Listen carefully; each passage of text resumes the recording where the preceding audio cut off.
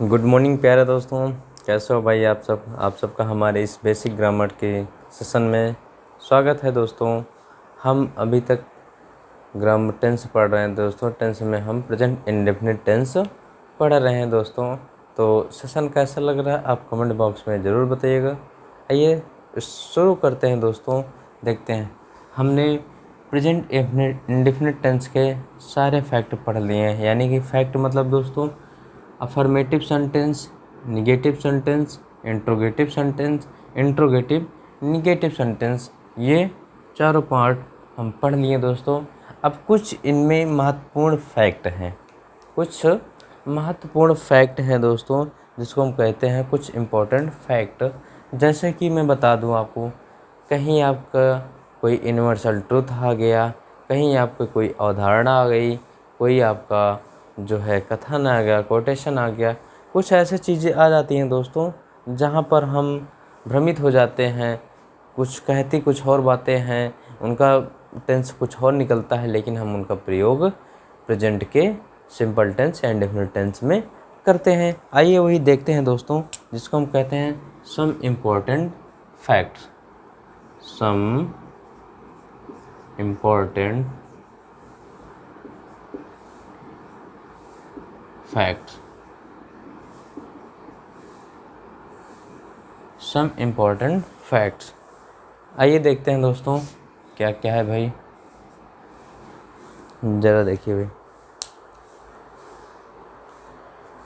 देखिए पहली बात ये है दोस्तों कि इसको हम बाय रूल बस समझ लेते हैं। देखिए रूल, जैसे इसको फर्स्ट डाल देते हैं इसमें। देखिए समझिएगा भाई सारी बातें। अब इनमें मैं बातें बता रहा हूँ, जब कोई वाक्य या जब कोई जो है ऐसी बातें बताई जाए, है ना, या किसी सेंटेंस में जैसे यूनिवर्सल ट्रुथ को बताया जाए, तो उसको बताने के लिए हम क्या करते हैं, सिंपल प्रेजेंट टेंस का प्रयोग करते हैं। ज़रा देखते हैं भाई। यूनिवर्सल ट्रुथ को व्यक्त करने के लिए ऐसे लिख सकते हैं, यूनिवर्सल ट्रुथ को व्यक्त करने के लिए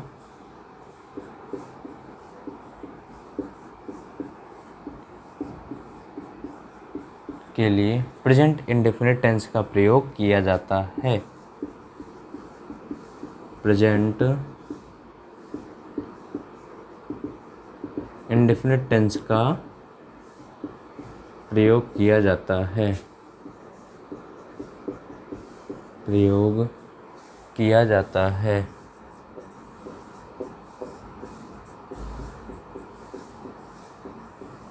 ना दोस्तों। जैसे मैं कह दूं द अर्थ इज, या द अर्थ, है ना, मूव्स अराउंड द सन। जैसे एग्जांपल हम समझ सकते हैं, द अर्थ मूव्स अराउंड, है ना दोस्तों, the earth moves around the sun.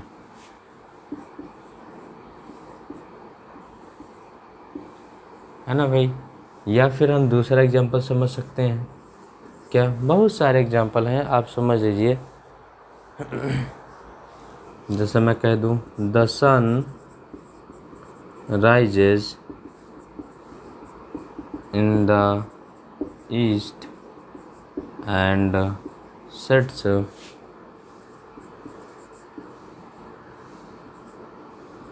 In the west. कोई दिक्कत भाई किसी को? The sun rises in the east and sets in the west. बातें समझ में आई भाई? ये यानी कि मैं कह दूं किसी यूनिवर्सल ट्रुथ को, जैसे moon appears in the night, यानी कि चंद्रमा रात्रि में ही दिखता है ना। तो ये सारी चीज़ें यूनिवर्सल हैं दोस्तों। तो जो यूनिवर्सल की बातें आती हैं तो वो सब किस में जाते हैं, प्रेजेंट के इंडेफिनिट टेंस में जाते हैं। समझ में ही बातें। अब ज़रा रूल सेकंड देखिए भाई क्या कह रहा है। देखिए रूल सेकंड, रूल सेकंड ये कह रहा है भाई कि वर्तमान की आदत, क्या कह रहा है भाई, वर्तमान की आदत, जैसे कि वह डेली सुबह टहलने जाता है, या वह शाम 6 को ही सो जाता है ना। जैसे कि आप डेली यानी कि आप रेगुलर, यानी कि वो पैटर्न आपका जो है वर्तमान में हो और आप उस पैटर्न पर डेली काम करते हो, है ना दोस्तों।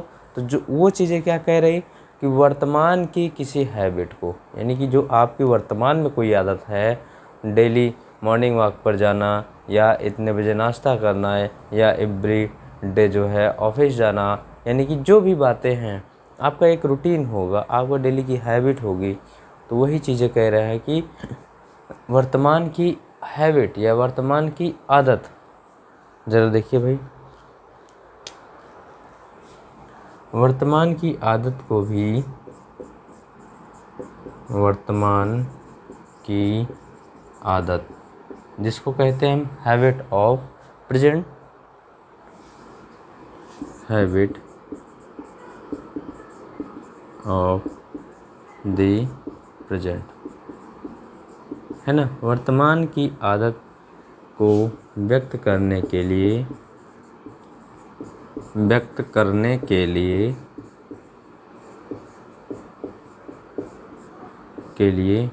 किसका भाई प्रयोग करते हैं, प्रेजेंट इंडेफिनिट टेंस का प्रयोग करते हैं भी, प्रेजेंट इंडेफिनिट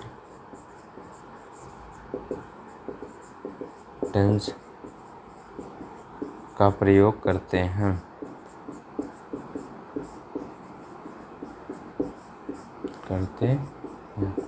आई बातें समझ में। जैसे मैं कह दूँ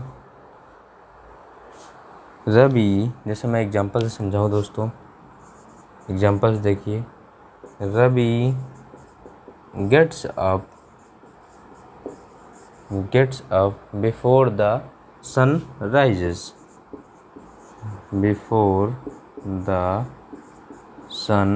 राइजेस, यानी कि रवि उड़ जाता है सूर्य उगने से पहले, है ना भाई। तो ये उसकी वर्तमान की हैबिट है कि रवि जो है वो सुबह सुबह सूर्य उगने पहले उठ जाता है दोस्तों। या मैं कह दूँ ही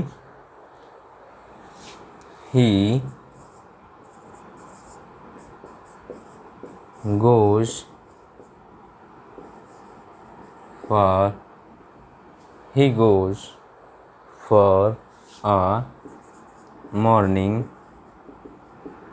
walk डेली। बताइए भाई, किसी को कोई दिक्कत, कोई समस्या, कोई कन्फ्यूजन, बातें एक एक समझते चलिए, है ना भाई।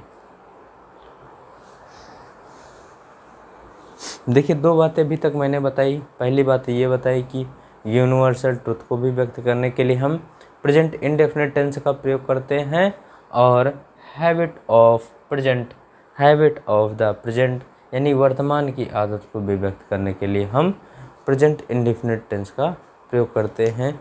चलिए ज़रा हम कुछ इसमें और बातें समझते हैं। मैं ज़रा इस ऊपर वाले को इरेज करता हूँ, आप समझिए मैं क्या कहने वाला था। देखिए भाई, कुछ फैक्ट हैं इसके, इसी के कुछ फैक्ट हैं दोस्तों, ज़रा यहाँ समझ लीजिए। यदि वाक्य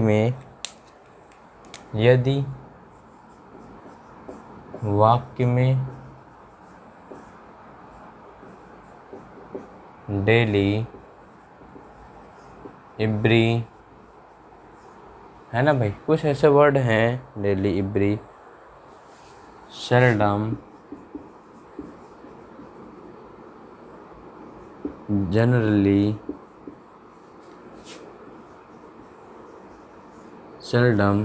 जनरली, आगे लिखते रहिए भाई, यूजुअली, ट्वाइस, थ्राइस,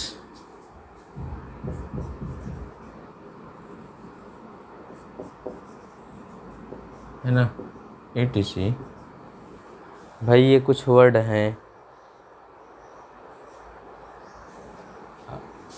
शब्दों का प्रयोग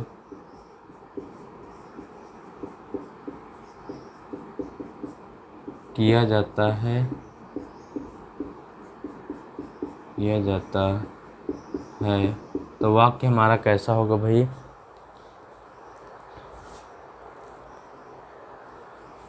किया गया हो तो, ऐसा समझ लीजिएगा, यानी किसी वाक्य में प्रयोग किया गया हो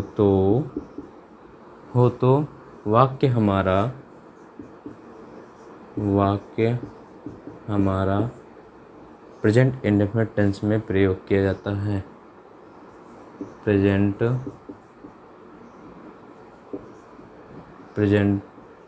इंडेफिनिट टेंस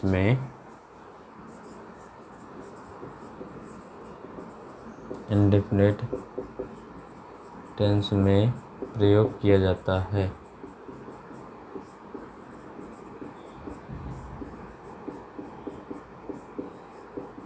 बातें समझ में आई भाई? मतलब कि ये वर्ड हैं जैसे daily, every, seldom, generally, usually, twice, thrice, ये आपको सेंटेंस में दिख जाए, है ना भाई। जैसे कि ये देखिए, गोज अप डेली मतलब वाल्क डेली, है ना, बिफोर सनराइजेस, है ना। तो कुछ ऐसे वर्ड हैं समानता पहचानने के लिए दोस्तों, कंपलसरी नहीं है।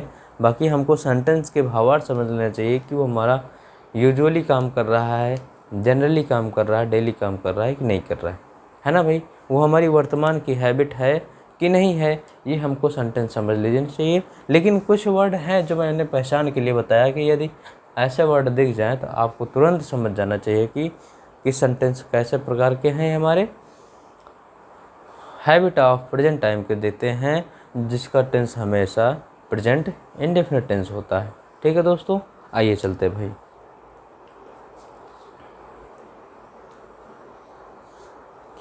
ठीक है भाई,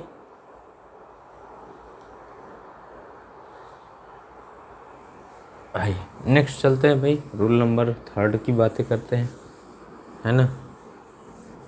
रूल नंबर 3 की बातें करते हैं।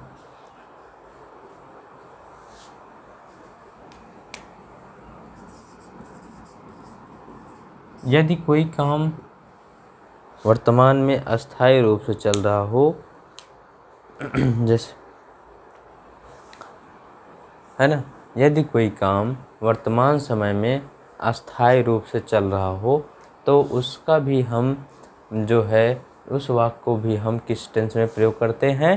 प्रेजेंट के इंडेफिनिट टेंस में प्रयोग करते हैं। जैसे मैं कह दूं, मेरा छोटा भाई अमेरिका में पढ़ रहा है। मेरा छोटा भाई अमेरिका में पढ़ रहा है ना दोस्तों। तो ये अस्थायी काम है और वर्तमान का है। पढ़ रहा है भाई, अभी भी पढ़ रहा है ना, अमेरिका में है, पढ़ रहा है, तो वो अस्थायी काम है। अस्थायी मतलब कि वो वहीं रह के पढ़ रहा है भाई, इधर उधर तो भटक नहीं रहा है ना, वो अस्थायी है। तो वही मैं कह रहा हूँ कि वर्तमान में किसी अस्थायी काम को व्यक्त करने के लिए भी हम किसका प्रयोग करते हैं?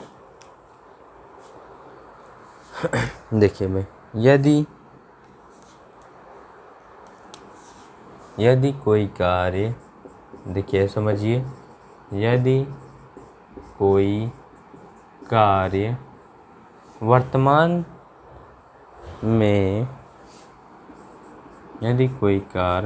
वर्तमान में अस्थायी रूप से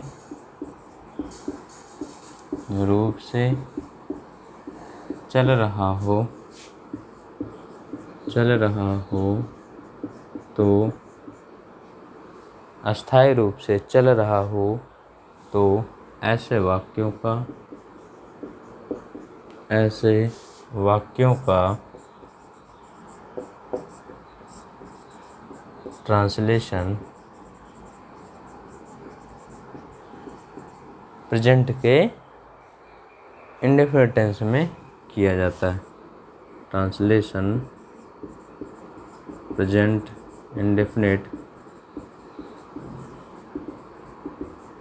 टेंस में किया जाता है।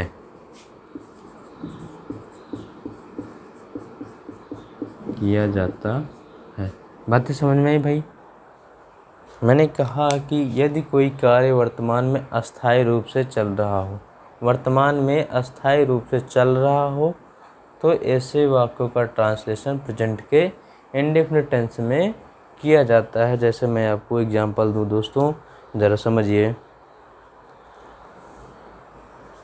जैसे एग्जांपल,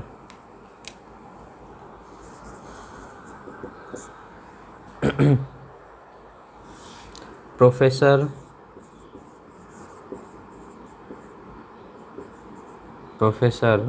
दास, देखिए भाई, professor Das teaches in the university, teaches in the university, है ना भाई। यानी कि प्रोफेसर दास यूनिवर्सिटी में पढ़ाते हैं, है ना भाई, पढ़ाते हैं। तो ये वर्तमान देखिए, ये एक अस्थायी रूप से है, यानी कि अब वो पढ़ाएंगे, अस्थायी रूप से हैं, पढ़ाएंगे। दोस्तों आपको सेंटेंस से ही लग जाएगा कि ये सारी बातें किस रूप में बताई जा रही। जैसे मैं दूसरा, my younger brother, my younger brother, है ना भाई, my younger brother reads in America. बातें समझ में आई भाई? देखिए, ये सब वर्तमान में चल रहे हैं काम, और ये एक अस्थाई काम है जो वर्तमान में चल रहे हैं। मैं उन्हीं की बातें कर रहा हूँ दोस्तों। तो वो कैसे काम है? ये आपके अस्थाई काम है। किस में प्रयोग किए गए? सिंपल प्रेजेंट या प्रेजेंट इंडेफिनिट टेंस में प्रयोग किए गए। बातें क्लियर भाई? समझ में? चलिए नेक्स्ट।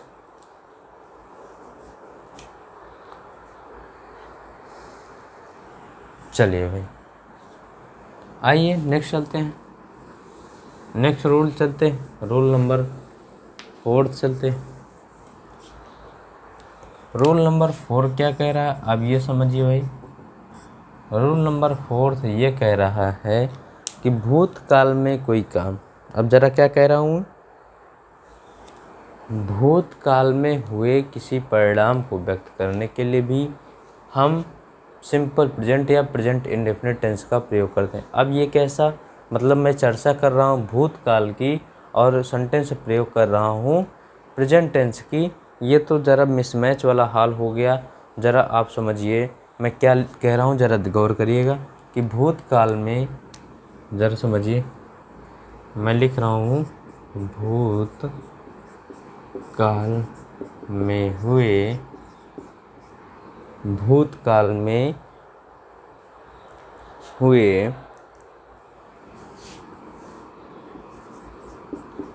किसी परिणाम को, भूतकाल में हुए किसी परिणाम को व्यक्त करने के लिए भी, व्यक्त करने के लिए भी हम किस टेंस का भी प्रयोग करते हैं, के लिए भी प्रेजेंट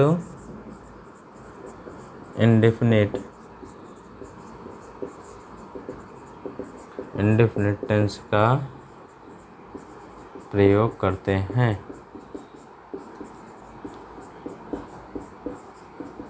प्रेजेंट इंडेफिनिट टेंस का प्रयोग करते हैं। अब ये किसकी बातें कर रहा है? भूतकाल में। अब ये कैसे भाई, अब बातें भूतकाल की हो रही हैं और हम उनका जो है प्रेजेंट टेंस में प्रयोग कर रहे हैं। जैसे मैं आपको बताऊं, यदि इंडिया जो है मैच जीत चुकी थी, इंडिया पिछले महीने, पिछले साल मैच जीत चुकी थी, है ना दोस्तों। तो वो बातें अब यहाँ वही समझाने चल रहा हूँ कैसे हम इनका यूज़ करते हैं। ज़रा देखिए भाई क्या कह रहा है, समझिए। जैसे मैंने एग्जांपल से दिया कि India wins the match by 4 runs. कितने भाई? By 4 runs. अब ज़रा इसको करिए भाई। India wins the match, India ने मैच जीता कितने रन से? 4 रन से जीता दोस्तों। ना कि मैं कह दूं कि इंडिया जो है मैच जीता था 4 रन से। यानी कि अब ज़रा एक बात समझिए, यदि मैं कह दूं इंडिया 4 रन से मैच जीता था, है ना, ज़रा सेशन समझिए, 4 रन से मैच जीता था, तो एक बात बताइए दोस्तों कि ये जो इंडिया शब्द है क्या ये अब नहीं है? क्या अब नहीं है? बताइए ज़रा, यस या नो में बताइए भाई। इंडिया जो शब्द है ये क्या अब नहीं है? है ना, इंडिया 4 रन से जीता था, इंडिया 4 रन से जीता था, यानी अब नहीं है, लग रहा है अब इंडिया है ही नहीं है दोस्तों। जब ये हमारा कॉमन वर्ड है इंडिया, ये हमारा देखिए भाई, India wins the match, India जो है मैच 4 रन से जीता है, यानी कि इनको हम, इंडिया को हम प्रेजेंट टेंस में डिनोट करेंगे, इसलिए हम प्रेजेंट इंडेफिनिट टेंस का प्रयोग करते हैं दोस्तों। बातें समझ में आई? ठीक है, चलिए भाई आइए नेक्स्ट चलते हैं।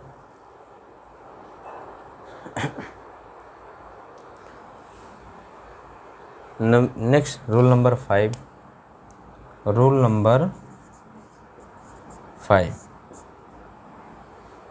भूतकाल। भूतकाल तो हो गया दोस्तों। अब देखिए,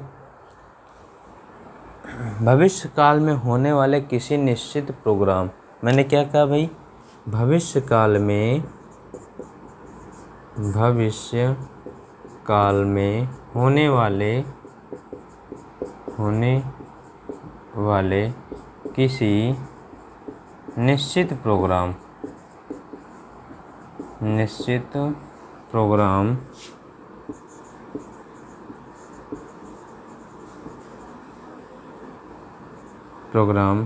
को, भविष्य काल में होने वाले किसी निश्चित प्रोग्राम को व्यक्त करने के लिए भी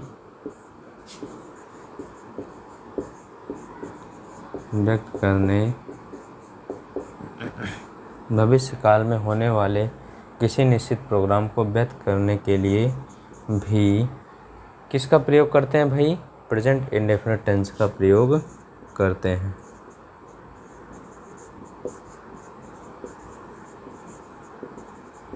इंडेफिनिट टेंस का प्रयोग करते हैं।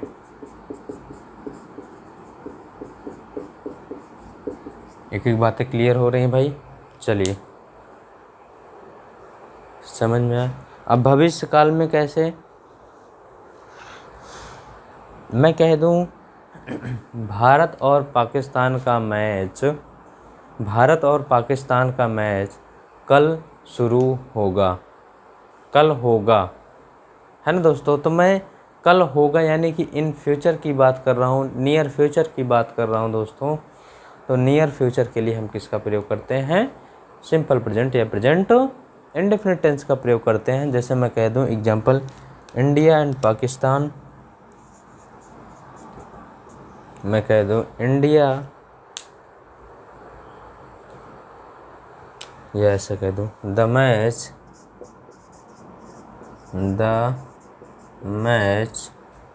बिटवीन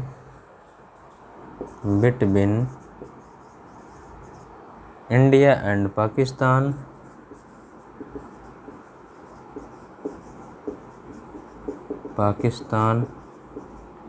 है ना भाई, India and Pakistan begins tomorrow.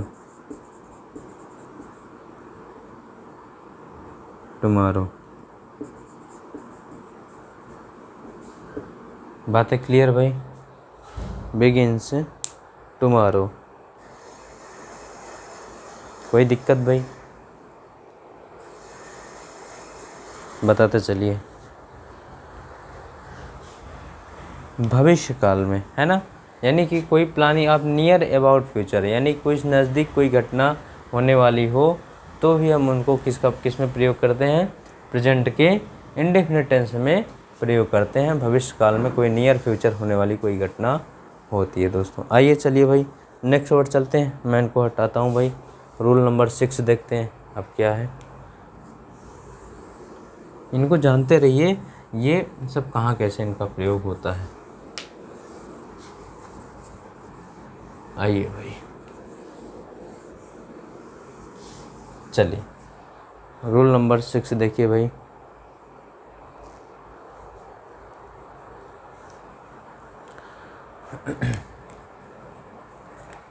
Rule number 6, अब इनकी बातें समझिए क्या कह रहे हैं,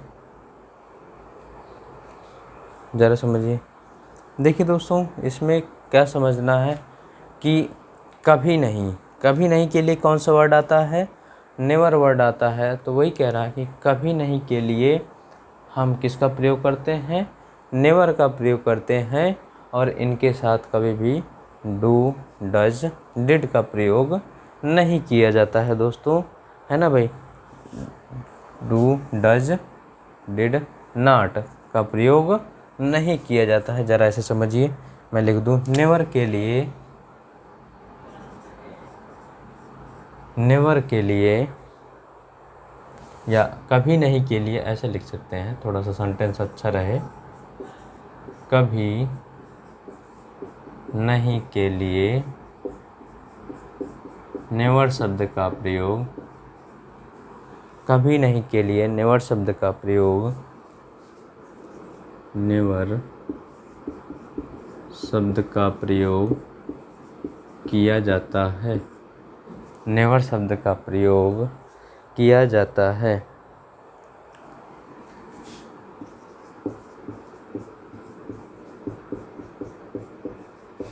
नेवर के साथ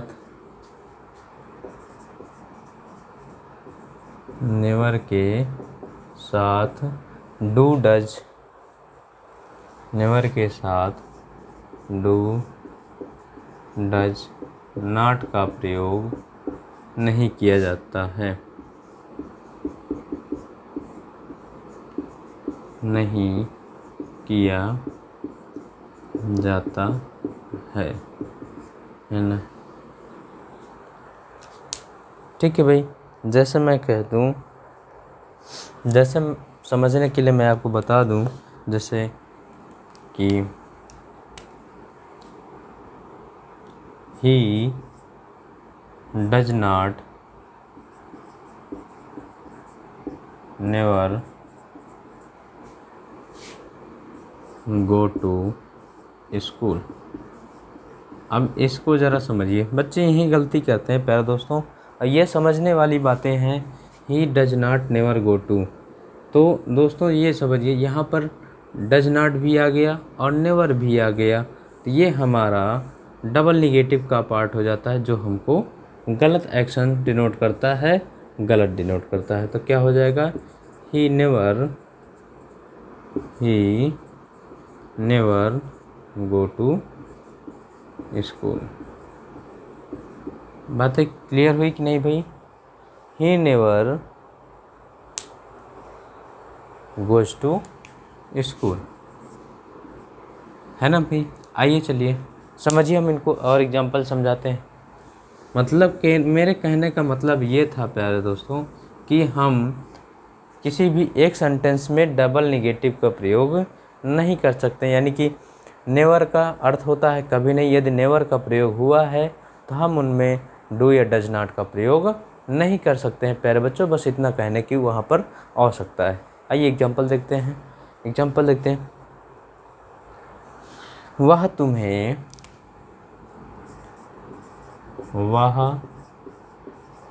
तुम्हें कभी प्यार नहीं करता है,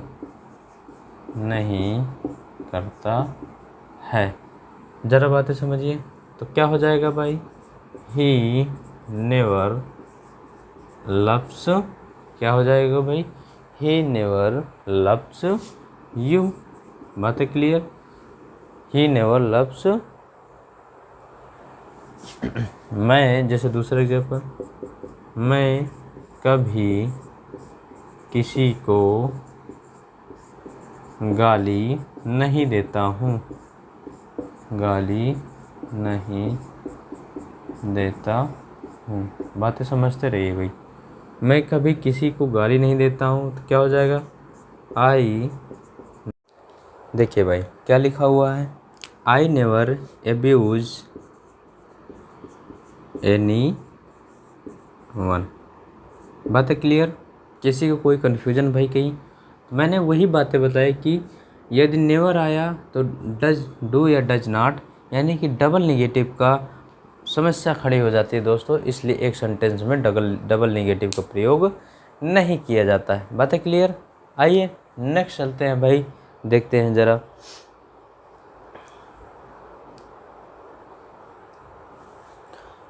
देखिए अब ज़रा यहाँ कुछ मन में क्वेश्चन उठते हैं दोस्तों, वो ज़रा समझ लीजिएगा कि कन्फ्यूजन रहता है कुछ कुछ बच्चों को, कुछ क्या मैक्सिमम बच्चों को कुछ कन्फ्यूजन रहता है।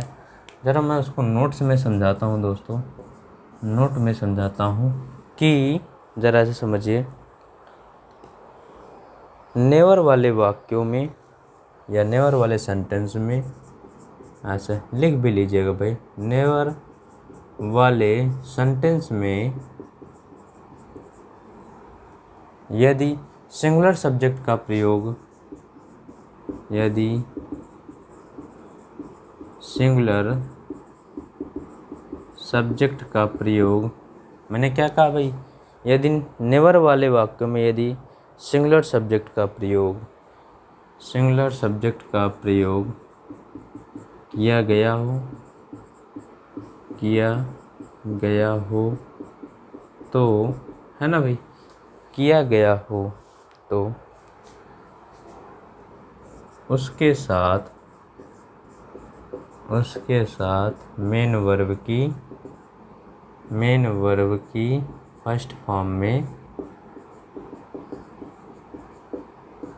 फर्स्ट फॉर्म में यस या ईएस का प्रयोग किया जाता है भाई, यस या ईएस का प्रयोग किया जाता है, यस या ईएस का प्रयोग किया जाता है। बातें समझिए भाई, है ना। अब यस ये सिंगुलर, ऐसा भी आप जानते हैं कि सिंगुलर सब्जेक्ट है तो क्रिया हमारी सिंगुलर होगी, और सिंगुलर क्रिया बनाने के लिए यस या ईएस का प्रयोग किया था। लेकिन लिख लीजिए ये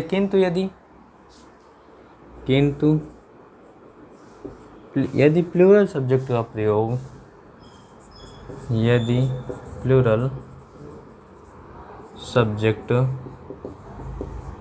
का प्रयोग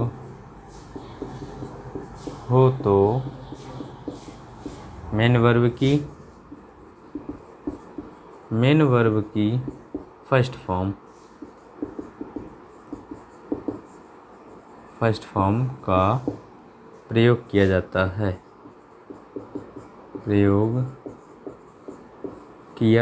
है, बात है क्लियर भाई? फर्स्ट फॉर्म का प्रयोग किया जाता है, कोई कन्फ्यूजन नहीं रखना भाई। अब जरा एक पॉइंट यहाँ पे है, यदि नेवर वाले वाक्य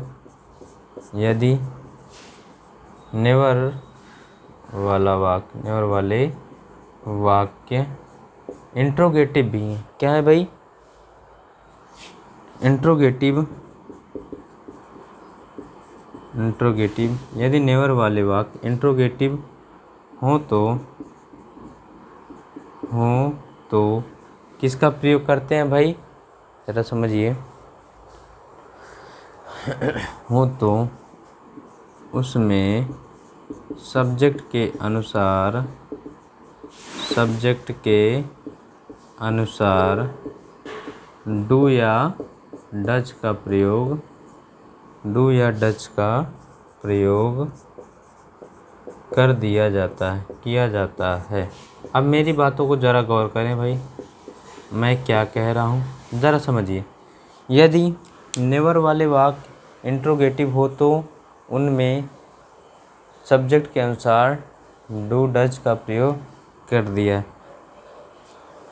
है ना। यदि इंट्रोगेटिव, क्या वह कभी नहीं स्कूल जाता है, जैसे मैं कह दूं क्या वह कभी नहीं स्कूल जाता है, स्कूल जाता है। ज़रा एग्जांपल समझिए, ये हमारा कैसा सेंटेंस, इंट्रोगेटिव सेंटेंस है। और देखिए दोस्तों, यस नो टाइप का सेंटेंस है हमारा, और हमने क्या कहा, सब्जेक्ट के अनुसार डू या डज का प्रयोग, मतलब कि सब्जेक्ट यदि हमारा सिंगुलर तो जो है डज, सब्जेक्ट प्लूरल तो डू, यानी कि सब्जेक्ट कैसा, थर्ड पर्सन सिंगुलर नंबर का। और क्या वर्ड आया है, तो जब क्या वर्ड पहले आता है, देखिए इंट्रोगेटिव में हमने पढ़ाया है कि क्या शब्द जब पहले शुरू होता है तो हम किससे शुरुआत करते हैं, हेल्पिंग वर्ब से। हेल्पिंग वर्ब हमारी किसके अकॉर्डिंग आएगी, इस सब्जेक्ट के अकॉर्डिंग आएगी। सब्जेक्ट सिंगुलर तो हमारा हेल्पिंग वर्ब सिंगुलर जो कि डज है। आई बात समझ में, क्या है भाई, डज है, डज। उसके बाद सब्जेक्ट डज ही, अब नेवर क्या आ जाएगा भाई, never, does he never go to school. बातें क्लियर हुई कि नहीं भाई, समझ में आई बातें, है ना, बातें समझ में आई। मैं जैसे कह दूं क्या राम कभी झूठ नहीं बोलता है, ज़रा यहीं पर समझ लीजिए भाई, क्या राम कभी झूठ नहीं बोलता है। ऐसे मैं कह दूं क्या राम कभी झूठ नहीं बोलता है।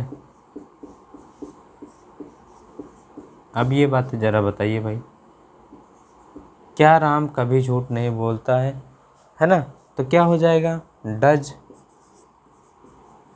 Ram, does Ram never tell a लाई।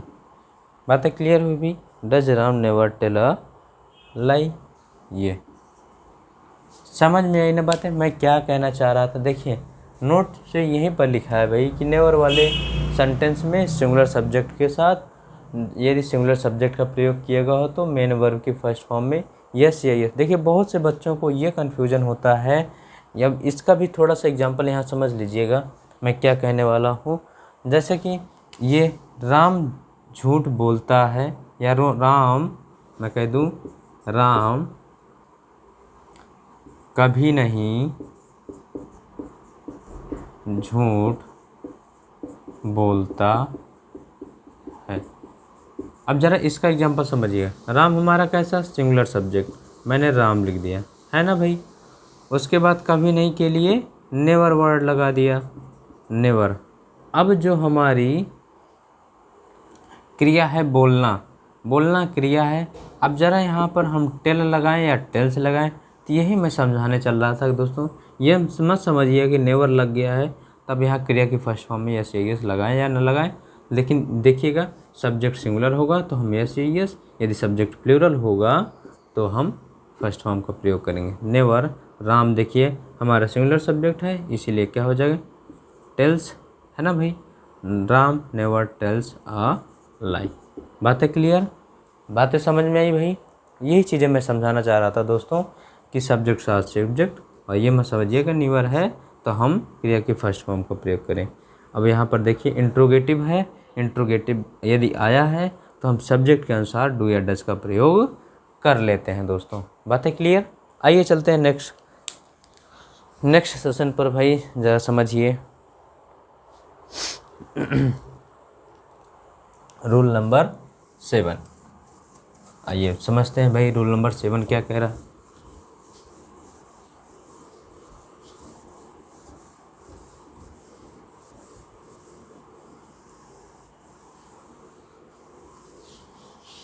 देखिए भाई रूल नंबर 7, ये कुछ इम्पोर्टेंट फैक्ट हैं भाई जो हमारे नियर फ्यूचर में प्रयोग किए जाते हैं या प्रेजेंट टाइम में प्रयोग किए जाते हैं।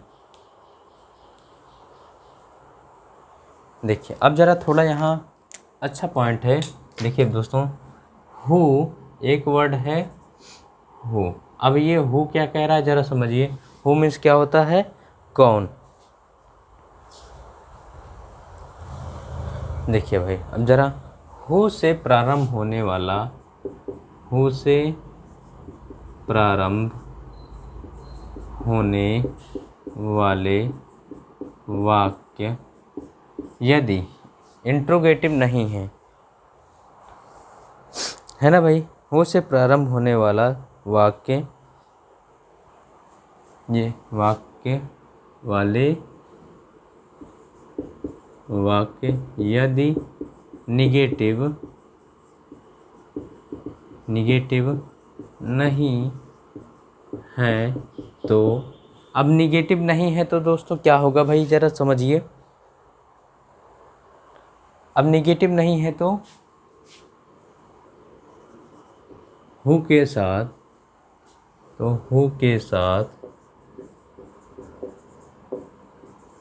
डू या डज, हु के साथ डू या डज का प्रयोग नहीं किया जाता है, का प्रयोग नहीं किया जाता है। देखिए भाई समझिए मैं क्या कह रहा हूँ, है ना, ज़रा समझ। जैसे मैं एग्जांपल दूँ, आपको गणित कौन पढ़ाता है, आपको गणित कौन पढ़ाता है। ठीक है भाई, आपको गणित कौन पढ़ाता है। अब देखिए यहाँ पर मैंने क्या कहा, हु से यदि वाक्य प्रारंभ होने वाले हैं, यदि निगेटिव नहीं है तो हम डू और डज का प्रयोग नहीं करते हैं। दोस्तों बात क्लियर, समझ में आया भाई।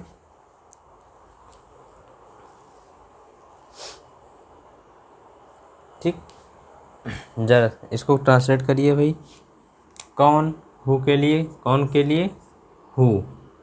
अब हु, अब ये समझिए कि हमारा, अब ऐसे आपका दिमाग चक्कर होगा कि भाई देखिए ये हमारा कौन है, इंट्रोगेटिव वर्ड है। अब कौन शब्द की इंग्लिश हम पहले लिख दिए। अब किसी भी जो WH वर्ड वाले टाइप इंग्लिश होते हैं, सेंटेंस होते हैं, उनका स्ट्रक्चर होता है कि इंट्रोगेटिव वर्ड पहले आता है, उसके बाद हेल्पिंग वर्ब आता है, देन सब्जेक्ट आता है ना भाई, उसके बाद मेन वर्ब आता है, देन ऑब्जेक्ट आता है। इतनी बातें आती हैं इनमें। अब इतनी बातें में यदि हु आ गया हमारा इंट्रोगेटिव वर्ड, ये सही है। अब उसके बाद चाहिए हमको हेल्पिंग वर्ब। यदि हम हेल्पिंग वर्ब ढूंढते हैं दोस्तों तो मिल जाता है डू, है ना। ज़रा थोड़ी समझिए भाई, डू बातें समझिए। हु, डू, है ना, यू टीच मैथमेटिक्स, मैथ, ये आपके आपका कहने का मतलब ये हो सकता है ना भाई, क्योंकि कौन इंट्रोगेटिव वर्ड वाक्य के बीच में आया है, हम उसको पहले ला लिए और उसके बाद हम सब्जेक्ट के अकॉर्डिंग हेल्पिंग वर्ब लगा दिए। उसके बाद सारा सिस्टम हमारा ये है भाई, समझ आया भाई। तो एक बातें क्लियर कर लीजिए दोस्तों, यहाँ समझ लीजिए कि हु, हुम, व्हिच, यानी ये हमारे हु रिलेटिव प्रोनाउन है। जब भी आते हैं क्या है दोस्तों, रिलेटिव प्रोनाउन का भी काम करते हैं हमेशा। ये अपने साथ जो है ये हमेशा रिलेटिव प्रोनाउन है। और प्रोनाउन का यूज, प्रोनाउन जब यूज होता है तो अपने बात क्या लेता है भाई, अपने बात क्या लेता है भाई, ज़रा बातें समझिए, क्रिया लेता है ना। जैसे कि हम सब्जेक्ट लेते हैं, सब्जेक्ट के बाद हमारी वर्ब ही आती है ना दोस्तों। तो एज इनको भी हम एज अ सब्जेक्ट के रूप में यूज करते हैं।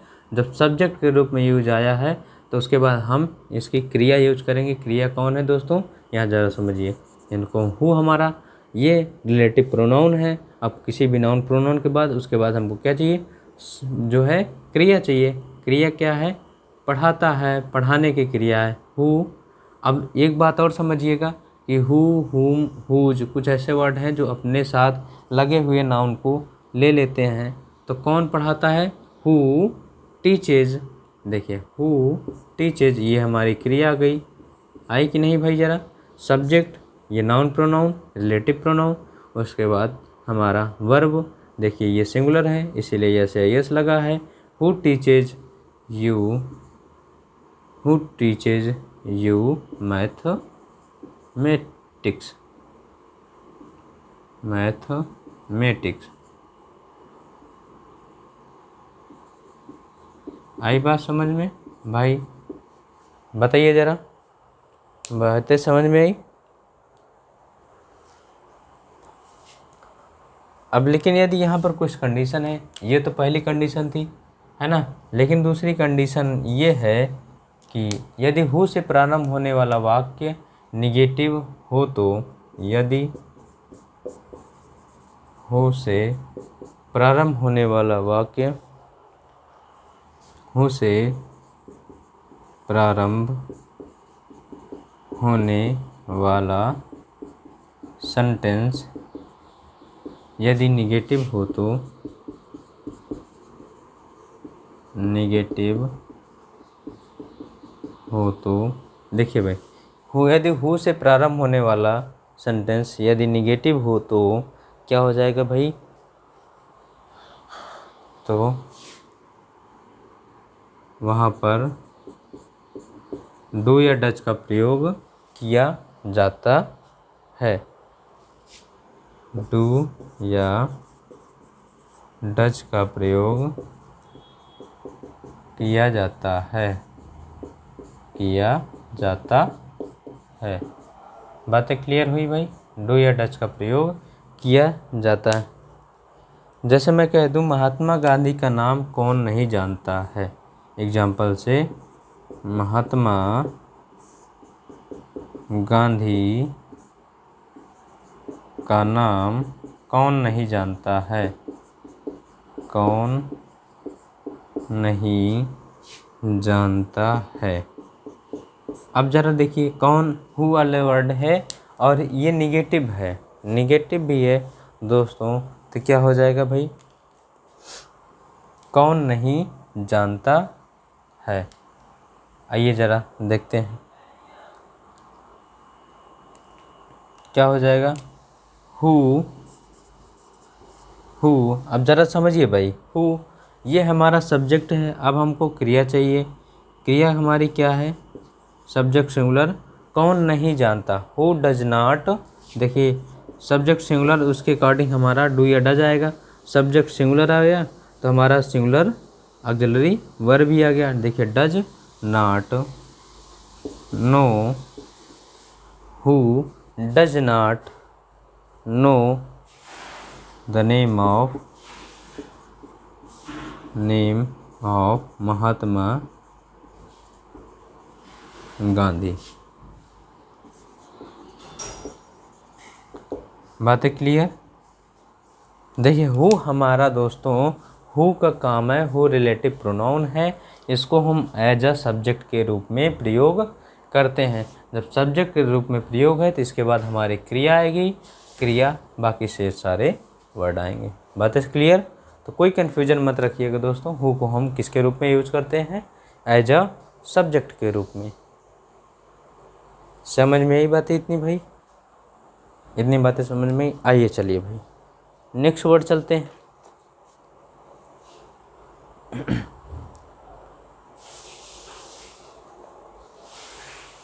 ठीक है, अब ज़रा कुछ इनमें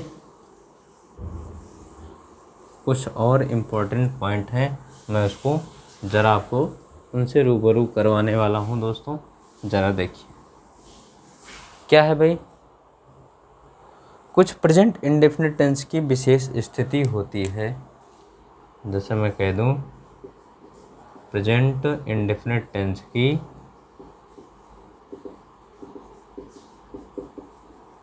की विशेष स्थिति, प्रेजेंट इंडेफिनिट टेंस की विशेष स्थिति। अब ये विशेष स्थिति कैसी है? विशेष स्थिति कैसी है भाई? अब ये बातें समझ के हैं है ना। जैसे विशेष स्थिति यही मैं बता रहा हूँ, एक समझाने चल रहा हूँ दोस्तों, बाकी इनका यूज। जैसे मैं कह दूँ ice is cold, ice is cold, ये आइस इज कोल्ड है ना दोस्तों। ज़रा देखिए, Sardar Patel is known as iron man, बातें समझिएगा, अभी समझाते हैं दोस्तों। जैसे तीसरा मैं आपको एग्जांपल बताऊं, the sun always rises in the east. देखिए भाई, the sun always rises in the east, the earth revolves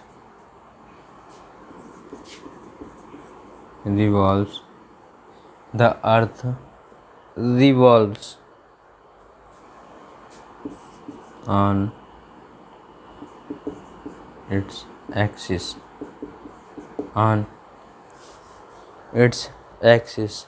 है ना दोस्तों। मेरे कहने का मतलब ये है दोस्तों, जब मैं आइस इज कोल्ड लिखा तो ये क्या है भाई, एक प्रकार की टेम्पर है। टेम्पर मीन्स ये इसकी प्रवृत्ति है। आइस क्या होती है, ठंडी ही होती है दोस्तों, ये इसका एक टेम्पर है दोस्तों, ऐसा समझ में आया, ये इसकी प्रवृत्ति होती है। अब मैंने कह दिया Sardar Patel is known as iron man, ये क्या हो सकता है, एक ओरिजिनल स्टेटमेंट है, ओरिजिनल स्टेटमेंट, यानी कि ये मूल कथन है, मुख्य कथन है कि सरदार पटेल को किस नाम से और जाना जाता है, आयरन मैन, यानी कि लौह पुरुष के नाम से जाना जाता है। ये हमारा कथन है भाई, बातें क्लियर। अब ज़रा देखिए, सनराइजेज इन द ईस्ट, है ना, तो ये क्या कह सकते हैं, ये हमारा एक कॉन्टिन्यूअस एक्शन है कि नहीं भाई, ये भी हमारा कॉन्टिन्यूअस एक्शन, बातें क्लियर हैं कि नहीं भाई, कॉन्टिन्यूअस एक्शन, ठीक है। तो कुछ ऐसे वाक्य हैं, कुछ ऐसी चीज़ें हैं जिनको हम, जैसे कथन हो गया, निष्कर्ष हो गया, और कुछ टेम्पर हो गए, है ना, ये सारी बातें हम किस में करते हैं, प्रेजेंट इंडेफिनिट टेंस में करते हैं, ठीक है दोस्तों, समझे भाई। तो हम इनका चर्चा हम नेक्स्ट वीडियो में करते हैं। ये तो एक छोटा सा ओवरव्यू था, हम इनको नेक्स्ट वीडियो में क्लियर करते हैं। तब तक के लिए thanks for watching, thank you.